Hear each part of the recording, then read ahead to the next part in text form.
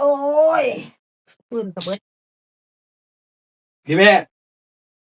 พัสดุมาส่ง ฮะโอ้มาพอดีเลยเท่าไหร่ 15 บาท 15 บาท แมน โอ้โหได้เงิน3 4 5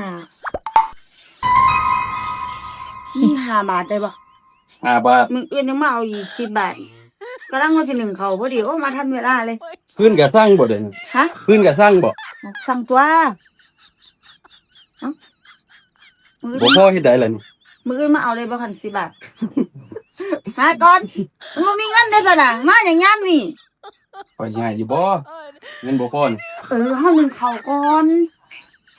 ฮะ เอา 15 บาทเปียกซะว่าตากคนติ แมน ติดบ่เนาะพื้นกูบัดนี้มึงยังมาเอา พื้นก็สร้างเนาะจังแม่นรวยครับ ตังตัวกูมีเงินเติมแก๊ส